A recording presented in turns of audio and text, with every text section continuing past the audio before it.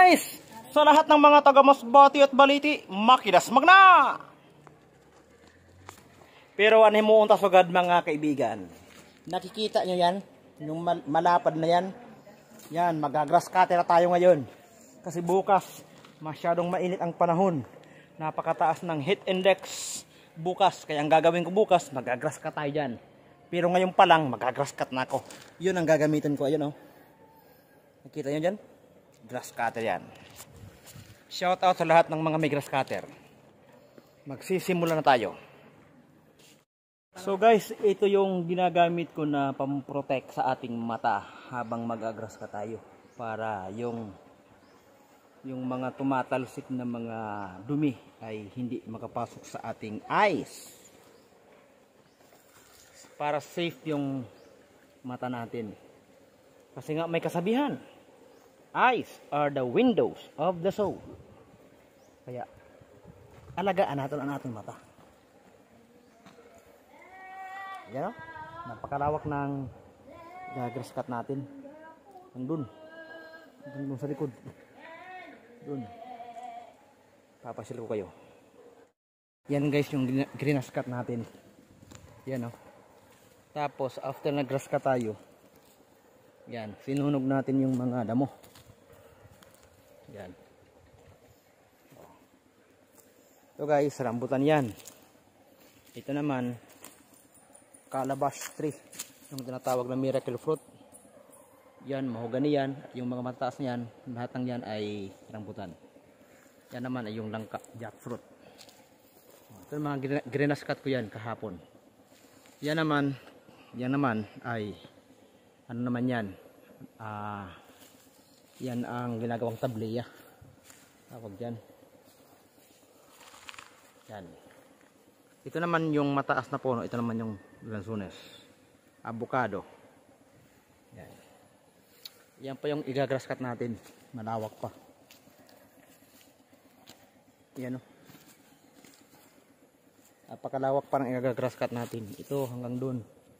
Yan, masyado pang malawak guys, hanggang doon. Yan guys, titingnan natin yung ilog. Titingnan natin kung may tubig pa, kasi napakainit ang panahon ngayon. Kaya nakikita natin na parang hibas na ata yung ilog natin. Titingnan natin. Ito yung pinagkukunan nito ng tubig.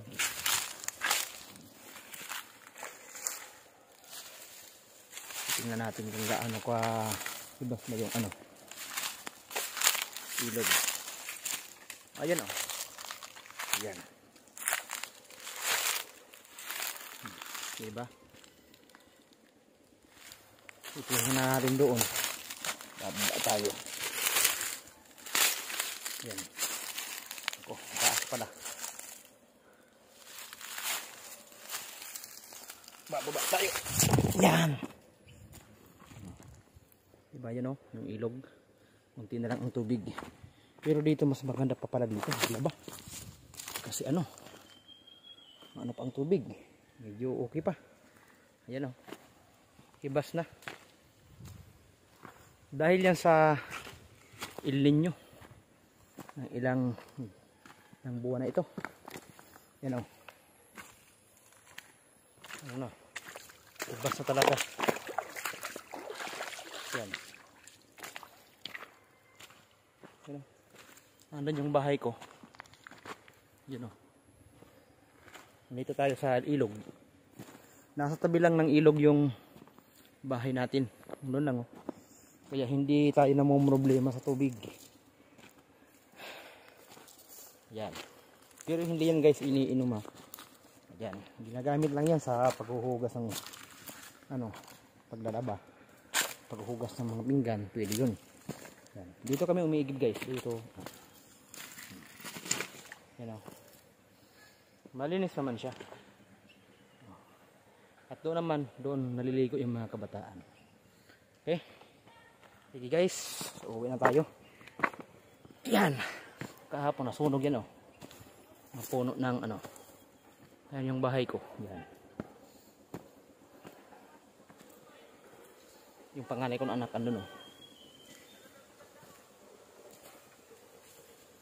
Ito, yan.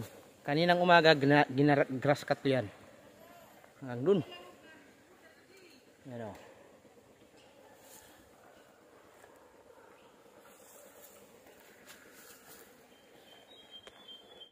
So guys, yan yung updates muna natin. Plano sana ako mag-grass cut ngayon kaso meron para tayong obligation sa church. Kailangan natin ng panata. Yan o. Yung kapilya andun na sa taas. Yan o. Yan. Doon tayo pupunta. Alas 6 ng hapon. Panata yan. Panalangin ng lahat ng may tungkulin. Lahat ng kapatid. Siyempre, obligasyon natin sa Diyos yan. Unahin muna natin. Diba? So guys.